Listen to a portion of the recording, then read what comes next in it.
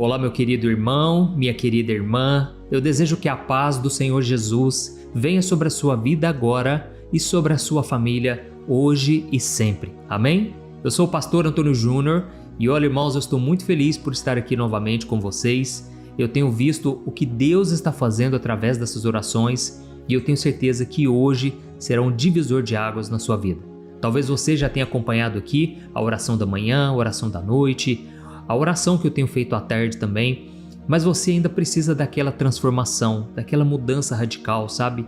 Às vezes são os velhos hábitos ou então pecados de estimação, né, que a gente costuma dizer, são aqueles pecadinhos que você não consegue abrir mão deles.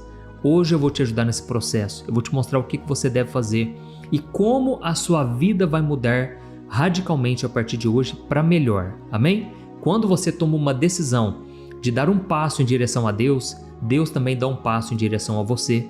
A Bíblia diz: pecadores, purifiquem os seus corações, convertam a vossa tristeza em alegria, ou seja, se arrependam de verdade, quebrantem o coração, aproxime-se de Deus e Ele se aproximará de vocês.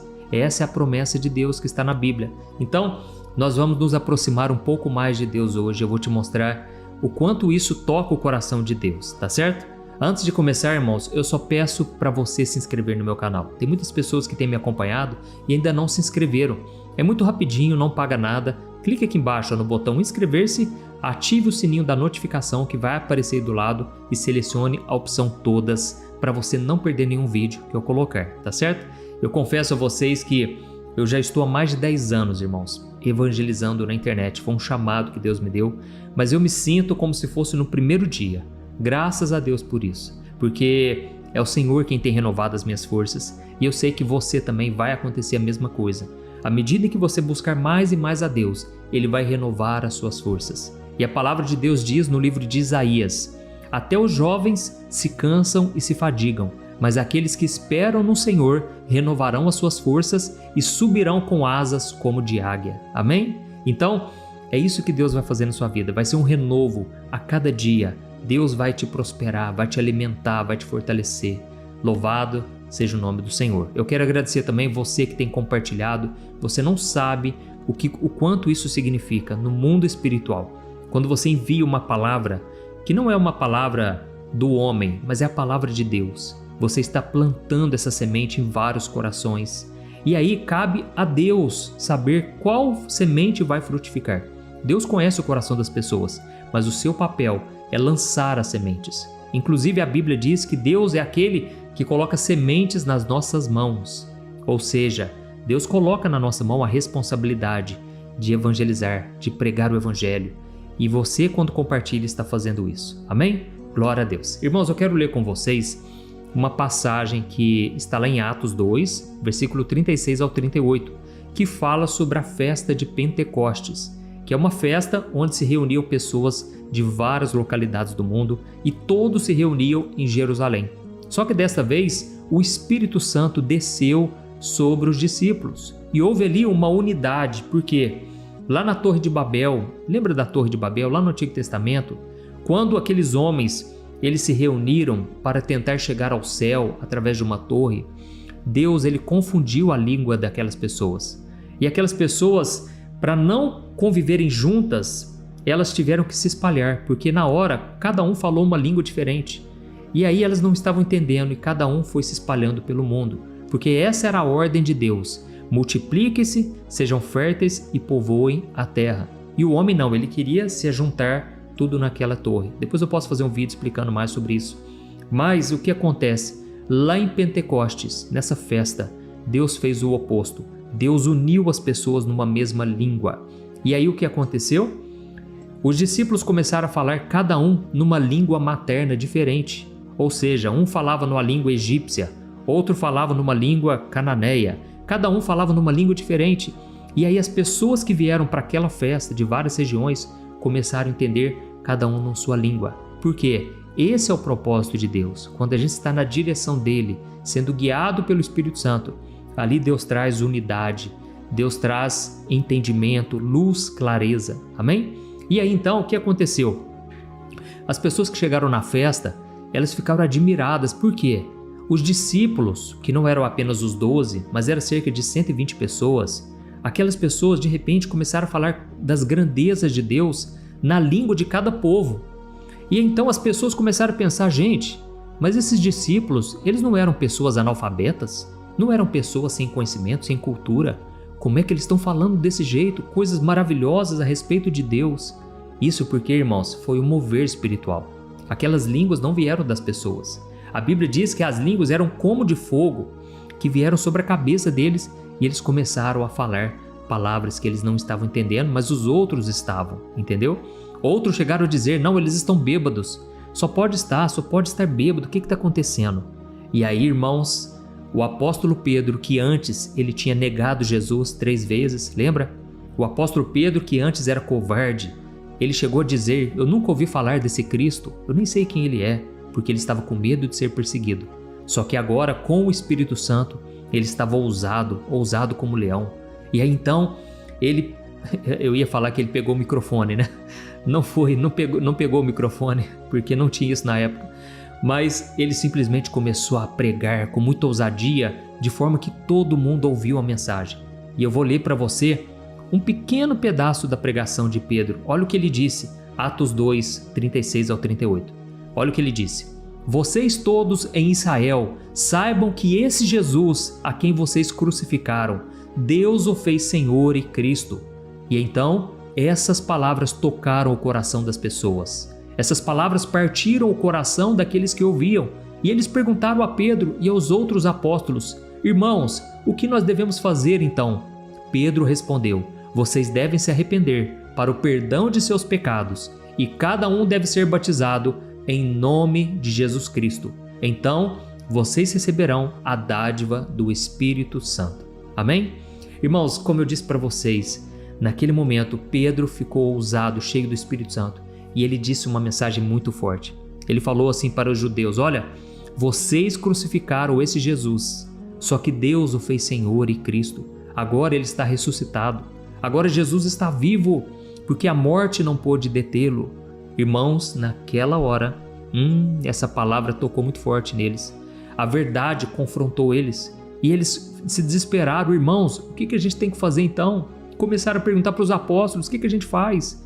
Nós acabamos matando o Filho de Deus, misericórdia. Porque, irmãos, antes eles estavam cegos. Eles estavam cegos espiritualmente, só que agora as escamas dos olhos se abriram, elas caíram e eles começaram a enxergar a grande besteira que eles fizeram na vida de vocês. Irmãos, a primeira coisa que eu quero falar aqui é o seguinte, a Bíblia diz que o nosso coração é desesperadamente corrupto. O nosso coração ele tem uma doença incurável e a gente não pode ser guiado pelo nosso coração. Sabe quando a pessoa diz assim, siga o seu coração, faz o que você tem vontade de fazer.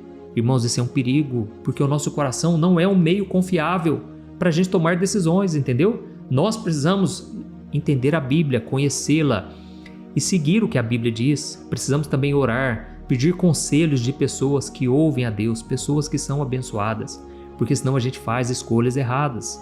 Se a gente seguir os nossos sentimentos, nossas emoções, a gente se ferra. Essa é a verdade. E aí o que aconteceu? Quando Jesus estava crucificado, as pessoas foram guiadas pelo coração, porque elas começaram a dizer, crucifica, crucifica. Mal elas sabiam que elas estavam crucificando o Filho de Deus, entendeu? E nesse momento Pedro falou, vocês não crucificaram qualquer pessoa, mas foi o ungido de Deus, o Filho de Deus, do Deus vivo, amém? E aí o que aconteceu? As pessoas se desesperaram, porque elas perceberam que elas foram guiadas pelo coração e fizeram a pior escolha de todas. E aí então, irmãos, Pedro chega para eles e diz, irmãos, vocês precisam se arrepender e ser batizados em nome do Pai, do Filho e do Espírito Santo para o perdão dos pecados. E aí então vocês receberão o Espírito Santo em seus corações. Deixa eu falar uma coisa para você. Antes desse arrependimento chegar, as pessoas foram tocadas, elas foram comovidas, certo? Só que existe uma coisa que as pessoas não entendem. Muita gente fala assim, a pessoa se arrependeu, né? Porque ela está chorando muito. Irmãos, choro não é sinal de arrependimento. O choro é o primeiro sentimento que você sente. É aquela contrição, aquela tristeza que vem no seu coração. E a Bíblia diz que a tristeza que vem De acordo com Deus, segundo Deus, essa tristeza nos leva ao arrependimento. Mas a tristeza, segundo o mundo, ela leva para o remorso, ou seja, não é um arrependimento de verdade. A pessoa fica mal, fica triste, mas logo ela volta a fazer as mesmas coisas, entendeu? Mas quando é o Espírito Santo que toca no seu coração, é diferente. Você sente um desejo muito grande de agora fazer o que é certo e de não errar mais, entendeu? Então não é algo que eu preciso ensinar a você, é algo que acontece. Quando você sente aquela tristeza, nossa, eu pequei, eu errei, é nesse momento que o Espírito Santo está te tocando e está te convidando a ter o verdadeiro arrependimento. E o que significa o arrependimento? É você parar de fazer aquilo que você fazia antes. Esse é o verdadeiro, é o genuíno arrependimento. Nesse momento, Pedro falou, gente, vocês precisam se arrepender para que vocês sejam perdoados e recebam o Espírito Santo. Sabe por que ele falou isso? Porque agora quem vai fazer a mudança de vida não é você, mas é o Espírito Santo em você. Amém? Você não consegue sozinho. É uma mudança que vem de dentro para fora. Quando você recebe Jesus como seu Senhor e Salvador, quando você crê que Ele é o Filho de Deus, que morreu e ressuscitou, a Bíblia diz que você está salvo. E nesse momento o Espírito Santo vem morar dentro de você. E aí sim você consegue fazer a vontade do Pai. Amém? Eu me lembro como se fosse hoje, do dia que o Espírito Santo entrou na minha vida. Eu tinha uma vida totalmente torta, cheia de vícios, vício da pornografia, da mentira. Irmãos, eu vivia uma vida mentirosa, uma vida de pecados passageiros, uma vida que eu tinha um vazio muito grande, porque nada me preenchia. E a Bíblia diz que realmente o pecado nos separa de Deus. O pecado faz separação entre o homem e Deus. Então o pecado não tinha me feito nada de bom, ele só me afastou de Deus. Ou seja, eu estava morto, eu não tinha mais solução para a minha vida, até que um dia eu ouvi uma verdade. Eu precisava me arrepender, eu precisava me converter. Sabe, às vezes a pessoa acha assim, converteu, mudou de religião. Irmãos, a conversão não é só para evangélico não, mas é para todos, entendeu? Não é só para algumas pessoas, é para todo mundo, amém? Então, conversão é o quê? Você está indo num caminho, de repente você faz a conversão no seu carro, ou seja, na sua vida, e você agora vai na direção de Deus. E deixa eu te explicar uma coisa, tem pessoas que mesmo se convertendo, agora elas continuam seguindo o seu coração, continuam fazendo a sua vontade, ainda são pessoas impulsivas, não conseguem controlar suas emoções, falam o que acham que tem que falar, vestem as roupas que elas acham que devem vestir. Irmãos, isso não é conversão. A verdadeira conversão é você mudar os seus hábitos. Amém? E vale dizer o seguinte, não adianta você ficar chorando. Deus, Ele quer ver a mudança no seu coração. Tem pessoas que ficam se lamentando. A oração da pessoa é só assim, Deus, tem misericórdia, Pai. Tem misericórdia, eu não sou nada. Eu sou um vermezinho de Jacó. Eu sou o pior dos pecadores. Irmãos, isso é importante, você pode reconhecer. Mas, irmãos, Deus está muito mais interessado em saber se você está realmente disposto a mudar de vida. E é aí que é difícil, irmãos. Como é difícil. Eu costumo dizer que não é difícil você saber a vontade de Deus. O difícil é você renunciar à sua vontade para fazer a vontade de Deus. Isso é difícil. Então, não quer dizer também que você agora vai ter uma vida perfeita. Você nunca mais vai pecar. Isso é mentira. Isso é mentira. A Bíblia mesmo diz em 1 João capítulo 1, ela diz o seguinte, aquele que fala que não tem pecado, que não está pecando, na verdade está falando que Deus é mentiroso, porque o próprio Deus disse que nós somos pecadores, que nós falhamos, entendeu?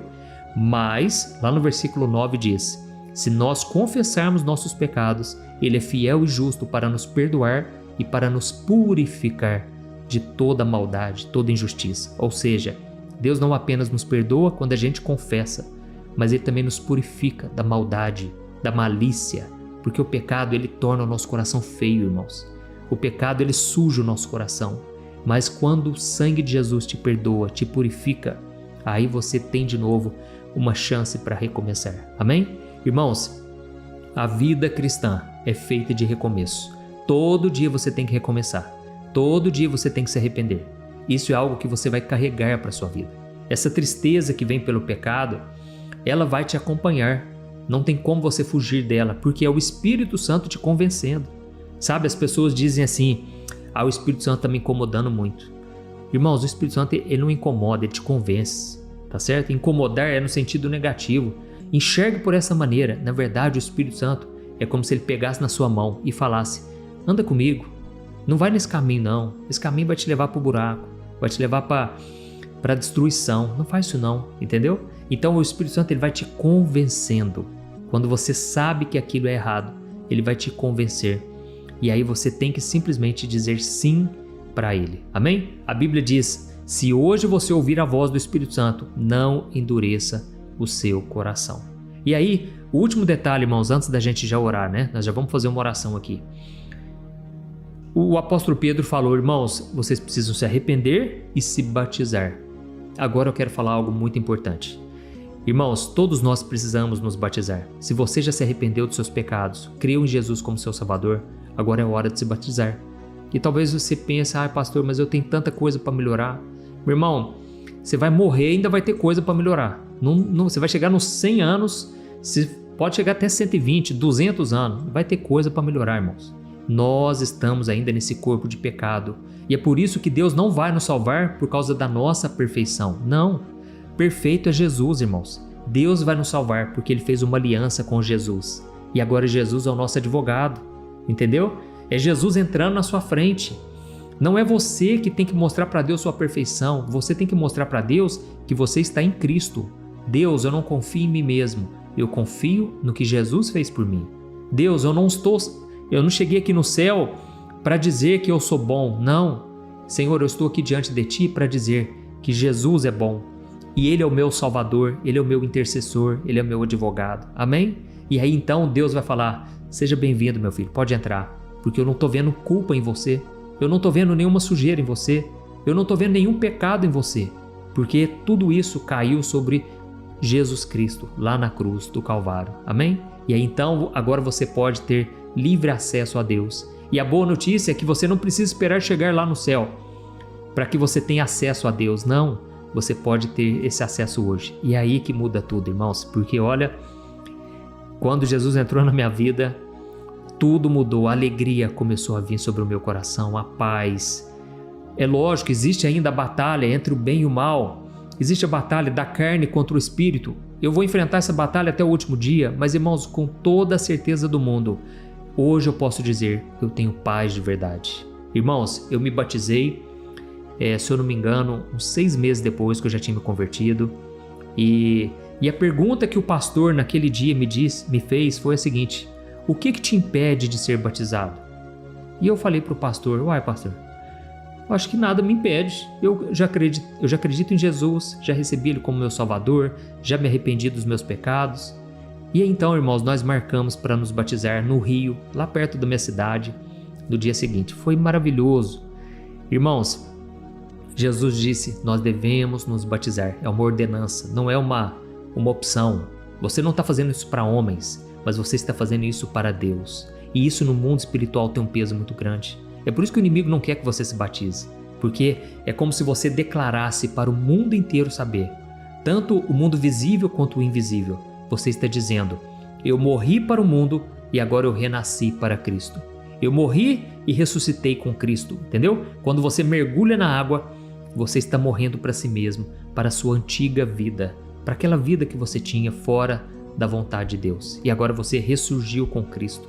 Glória a Deus. Então, toma essa decisão. Não estou dizendo que você tem que ir para a minha igreja, não. Eu quero que você procure uma igreja, que você procure alguém, um pastor, alguém, um líder espiritual, alguém que realmente vive o Evangelho, prega a palavra, e essa pessoa então vai batizar você, amém? E você vai poder se batizar, não precisa ser no rio, pode ser numa piscina.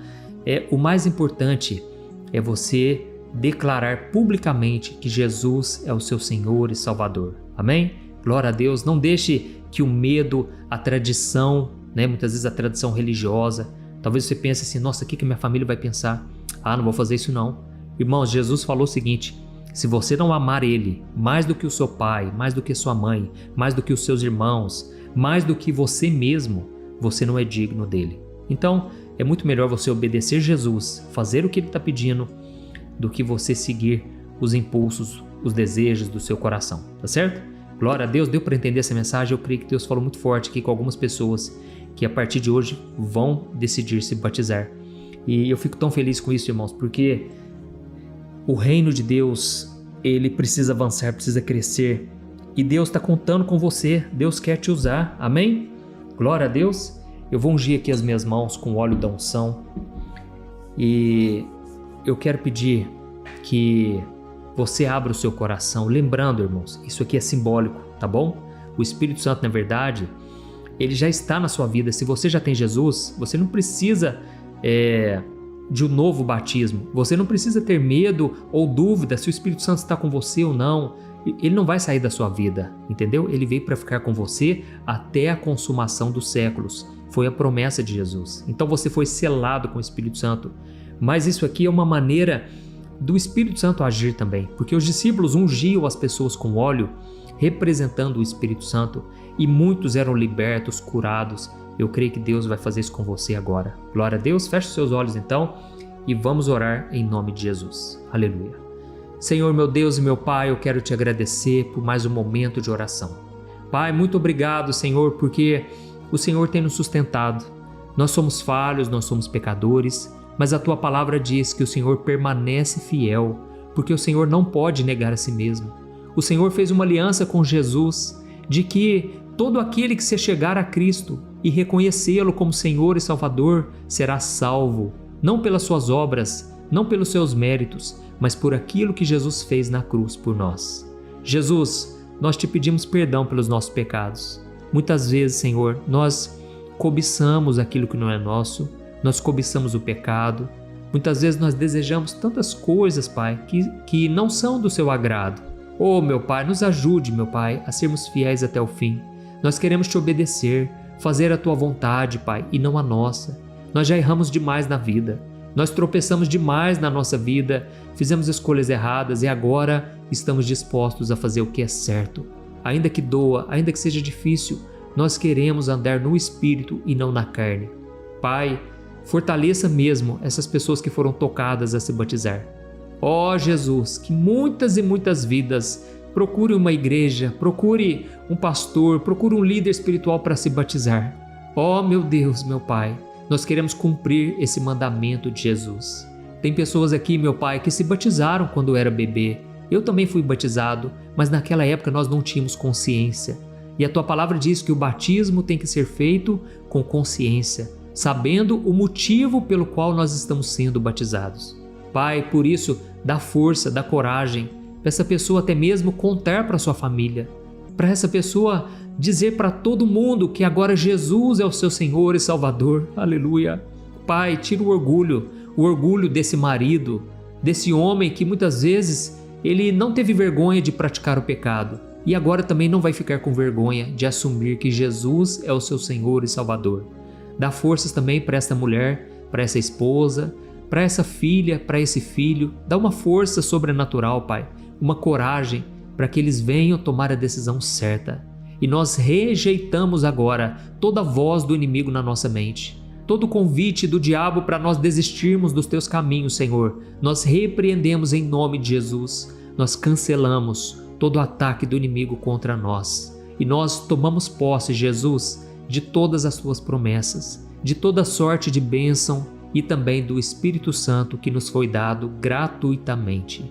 Pai, eu estendo as minhas mãos e eu te peço, cure agora, Jesus, da planta dos pés ao alto da cabeça, que essa pessoa seja curada agora pelo sangue de Jesus. Senhor Jesus, cura as feridas da alma, cura as feridas do corpo, toda doença, todo diagnóstico médico, meu Pai, não está acima do teu nome, Jesus. O teu nome está acima de todo nome.